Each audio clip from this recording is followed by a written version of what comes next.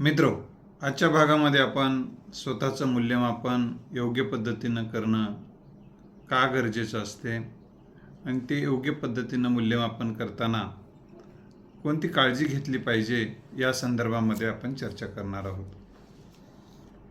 बऱ्याचदा आपण शब्द ऐकतो, स्वयंमूल्यमापन, स्वतःची ओळख. तर प्रत्येक व्यक्तीमध्ये काही मर्यादा असतात, काही उणिवा असतात, त्याच्यासमोर काही आव्हानं असतात, काही त्याचं सामर्थ्य असते, त्याच्याकडे काही संधी असतात. केवळ मर्यादा आणि उणिवाबद्दल चर्चा करत जर आपण बसलो तर आपण नकारात्मकतेचे शिकार होऊन मागे पडतो. तर मर्यादा आणि उणिवा दूर करण्यासाठी योग्य पावलं जे काही शक्य आहे ते करावं. काही मर्यादा आणि उणिवा जर शक्य नसतील आपल्या मानवी प्रयत्नानं तर त्याला स्वीकारून पुढे जावं, हा एक महत्त्वाचा मुद्दा लक्षात ठेवा. जे काही आव्हानं आहेत आपल्या समोरचे, त्या आव्हानावर मात करण्यासाठी काय नियोजन केलं पाहिजे, कोणत्या क्षमता, कोणतं कौशल्य, कोणतं शहाणपण आणि कशा कशाची गरज आहे त्या गोष्टी प्राप्त करून त्या आव्हानावर मात करणं म्हणजे यश असते. आपल्याकडले असणारं सामर्थ्य ओळखणे, अधिक ते सामर्थ्य विकसित करण्यावर भर देणे हा यशासाठी आवश्यक असते. आपल्याला ज्या काही संधी आहेत त्या संधीचं सोनं करणं हे जीवनामध्ये अतिशय गरजेची गोष्ट आहे. संधी अनेक असतात, सगळ्या संधीच्या पाठीमागं लागत बसला तर कुठलीच संधी हातात राहणार नाही. तर अतिशय विधायक संधी, कायदेशीर संधीचा शोध घेऊन त्या संधीचा पाठलाग करत ती संधी प्राप्त करणे हे यशाचा भाग आहे. तर मित्रो, आपले विचार कसे आहेत? आपले विचार सकारात्मक आहेत का? आपल्या भावना सकारात्मक आहेत का? आपण कल्पना सकारात्मक करतो का याचाही विचार करणं गरजेचं आहे. आता नकारात्मक विचार करणं म्हणजे काय, माझं काहीच नव्हतं, माझ्याकडं काहीच नाही,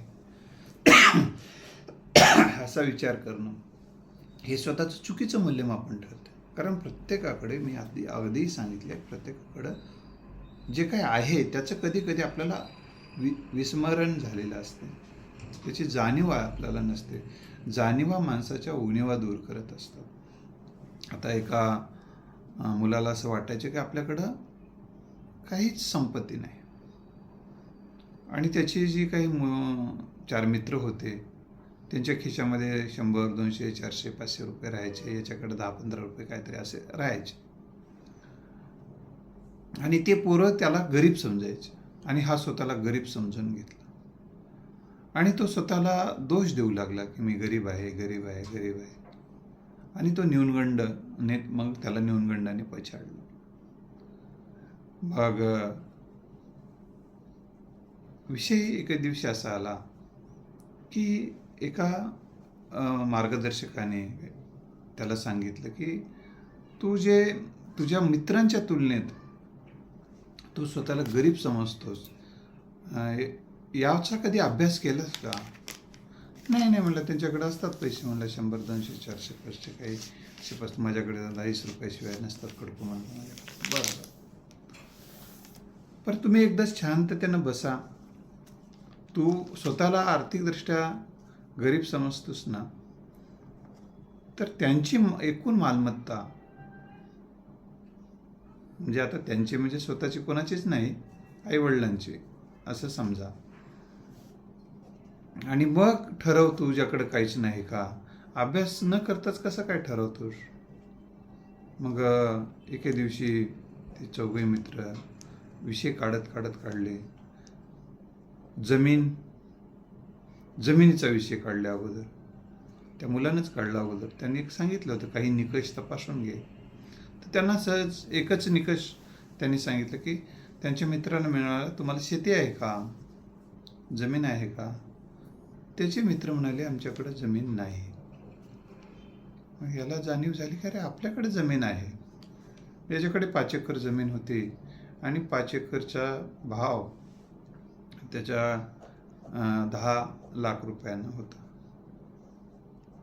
तर त्याने विचार केला, आपल्या पूर्वजांनी, आईवडिलांनी हे अतिशय कष्टातून जतन केलेलं आहे, त्याची एवढी किंमत आहे, आणि आपण तर आणि त्यांच्याकडे तर हे काही नाही, जवळपास 50 लाखची जमीन आहे. आज तेवढे 50 लाख रुपयाचं विकून टाकले आणि त्याचं वेगवेगळ्या ठिकाणी युटिलायझेशन केलं, त्याचा उपयोग केला तर अजून श्रीमंत होता येते, किंवा ते बँकेत टाकले तरी त्याचं व्याज बरंच येईल आणि आपण खिशामध्ये खूप पैसे ठेवू शकतो.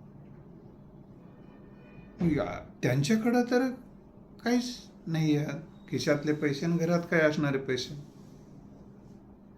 म्हणजे त्यांची एकंदरीत संपत्ती काढली तर 4-5 लाखाची निघाली आणि याची 50 लाखाची पेक्षा जास्त निघाली. तेव्हा त्यांनी हे लक्षात घेतले की आपण गरीब आहो असं जे समजून बसलो होतो किंवा आपल्याला सांगण्यात आलेलं होतं तू गरीब आहेस म्हणून, तर हे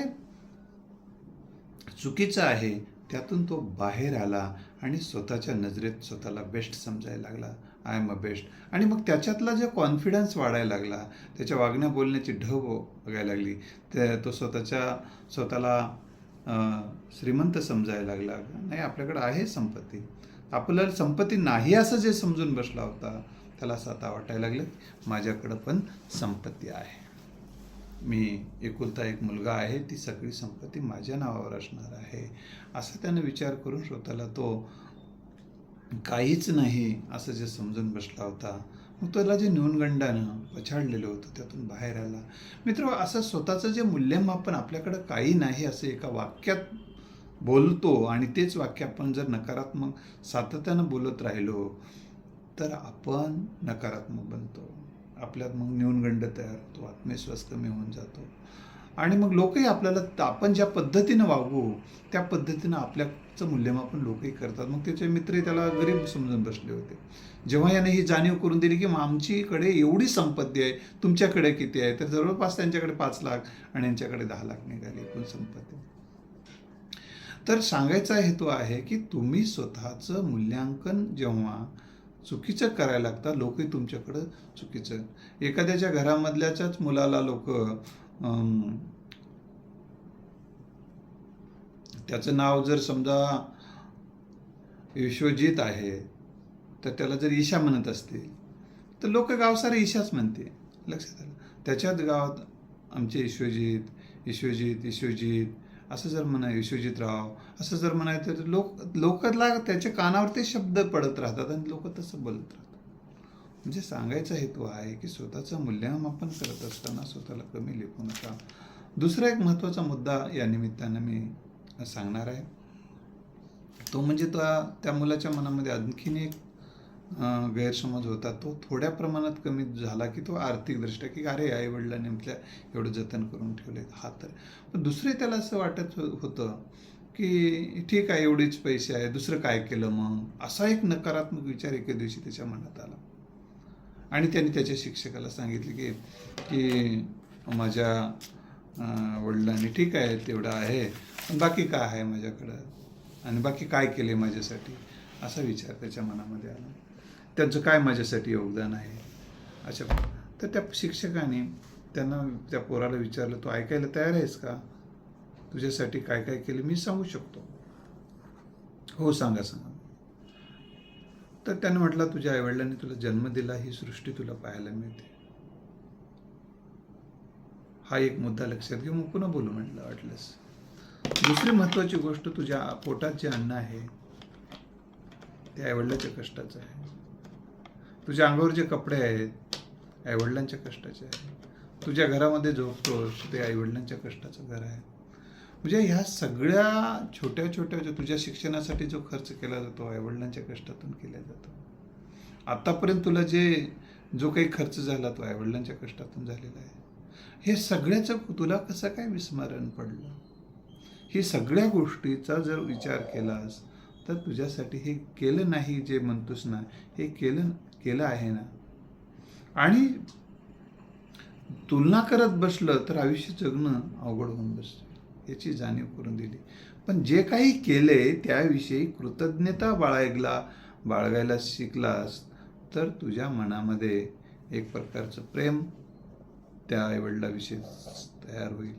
त्यांच्याविषयीची नजर जी नकारात्मक झाली ती सकारात्मक नजर होईल. त्यांच्याविषयीचे जे वक्तव्य आहेत नकारात्मक ते सकारात्मक व्हायला सुरुवात होतील आणि यातून मग तुमचे रिलेशन चांगलं होईल.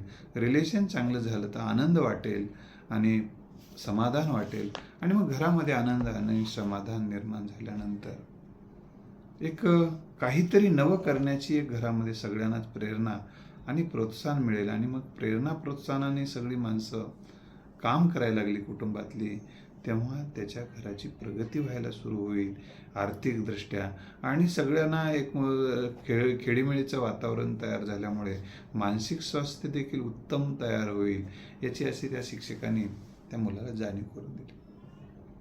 त्यानंतर लक्षात आलं, असं त्यांनी आणखीन एक लक्षात ठेवलं, उद्यापासून तुला स्वतःलाच जगायचं आहे असं ठरवलास. त्या मुलाचं पाय 17-18 वर्ष वय होते. तर तुला काय काय करावं लागेल असा प्रश्न विचारला. तर तुला घरीच येऊ दिलं नाही समजा आईवडिलांनी, तर तू मग पोट कसं भरशील? तू तिच्यावर जे प्रेम करायला लागलास आणि तिनं प्रेम करायला तुझ्यासाठी मी काय पण कधी पण कुठे पण जे म्हणायला लागली, तर ती जेवायला तरी घरी बोलवेल का? तिचं तरी काय इन्कम आहे का? नाही तिचं काहीच नाही. मग लक्षात ठेवलं पाहिजे. मग तू कुठे खाशील, काय करशील, कुठे झोपशील आणि तुझ्याकडे खडकून नसेल तर काय करणार आहेस? पुढचं भवितव्य कसं उभं करणार आहेस? तुला तर कवडीच्या कामाची अक्कल नाही आणि कवडीच्या कामाची सवय नाही. अशी जाणीव त्याला जेव्हा करून देण्यात आली कठोर पद्धतीनं, तेव्हा त्याला वाटलं की बरोबर आहे. एखादी गोष्ट उद्या आपल्यासाठी नाही याची जाणीव जेव्हा होते त्या गोष्टीचं माणसाला महत्त्व कळायला लागतं. एखादी गोष्ट आपल्याकडे खरंच आहे त्याच्याविषयी आपण जर त्याचं महत्त्व ओळखायला लागलो तर आपल्याला त्याचा आनंद वाटायला लागतो. म्हणून जर ती गोष्ट आपल्याकडे नाही तर आपल्याला कोणत्या समस्येला समोर जावं लागेल, काय अडचणीला समोर जावं लागेल याचा विचार आपण केला पाहिजे. आजचं जे नातं आहे उद्या जर आपल्याकडे नसेल तर काय समस्या, काय दुःख होईल असं वाटेल. मग त्या त्या विद्यार्थ्याच्या मनामध्ये चांगला विचार आला आणि तो तुझ्या वडिलांना बोलायचा नाही, बोलला तरी आईच्या माध्यमातून तो बोलायचा. आणि मग त्याला ही जाणीव झाली की अरे आपण जे समजून बसलो तो काहीच केलं नाही आणि काहीच करत नाहीत ते चुकीचं आहे. हे सगळं जे काय आहे, कारण आपल्या वयाची मुलं काही हॉटेलमध्ये काम करतात, काही जण बांधकामावर काम करतात, काही जण शेतामध्ये मजुरी करतात, काही जण सकाळी कचरा वेचतात, आपल्याच वयाची मुलं. तर आपल्याला तर सगळं चांगलं आहे याची जाणीव जेव्हा त्या पोराला झाली तेव्हा त्या पोरगं जरासं जागेवर आलं आणि मग त्याला वाटलं की आपण आपल्या वडिलाला बोलावं. ही गोष्ट ग्रामीण भागातली आहे, त्यामुळे ते साधंसुधंच घर होतं, छोटंसं असा दार, तेवढं काही पक्कं नव्हतं.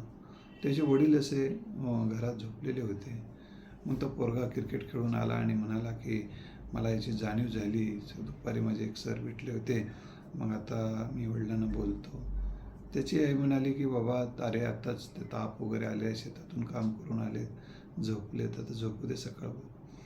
त्याला वाटायला बोललं पाहिजे, आज आहे तर माणसाचा उद्या काय भरोसा असं वाटलं, परंतु आई सांगितल्यामुळे तो बोलला नाही, थांबला. मग पहाटे उठूनच लवकरच बोलण्याचा विचार करण्यासाठी तो दाराला थाप मारली त्यानं. दार काढा बाबा, दार काढा बाबा असं तो म्हणायला लागला. मग तेव्हा ते काही दार काढत नव्हते त्याचे वडील. तेव्हा त्याने जोरात दार ढकललं आणि मध्ये गेला आणि बोला बाबा चूक झाली, मी आतापर्यंत तुमच्याकडे नकारात्मकतेनं बघत होतो, माझ्याकडे सकारात्मक नजर आलेली आहे आता आणि मला तुम्ही केलेल्या उपकाराची जाणीव झाली, थँक्यू असं तो म्हणायला लागला. पण तो काही वडील बोलत नाही, राग आला असेल म्हणून त्याने अंगावरचं पांघरून काढून बघितलं तर त्याच्या वडिलांचा मृत्यू झालेला होता. मग तो डसाडसा रडायला लागला. म्हणजे सांगायचा मुद्दा हा आहे की आज असणारी माणसं उद्या असतील याची काही शक्यता सांगता येणार नाही, पण आहे तोपर्यंत प्रेम करणं, आपलं स्वतःचं मूल्यांकन चांगलं करणं, स्वतःच्या नजरेत आपण बेस्ट असणं आणि आपल्या बद्दल आपल्याबद्दल ज्याने काही का चांगलं केलेलं आहे त्याच्याविषयी कृतज्ञता बाळगणं आणि आपल्या मध्ये काय उणिवा आहेत त्या कशा दूर करता येईल यासाठी काही मार्गदर्शन घेणं, आपल्या काय मर्यादा आहे त्यावर कसं मात करता येईल हे पाहणं आणि आपल्याला असणाऱ्या संधीचं सोनं करणं, आपल्या सामर्थ्याचा उपयोग करून घेणं आणि आयुष्य वाटचाल करणं आनंदानं, हा भाग या भागात बघितलेला आहे. पुढच्या भागात आणखीन कुठल्या बाबीचं मूल्यांकन करणं गरजेचं आहे आणि कोणत्या विषयावर अतिशय महत्त्वाचे मुद्दे उपस्थित करणार आहे ते मी पुढच्या भागात करणार आहे. धन्यवाद.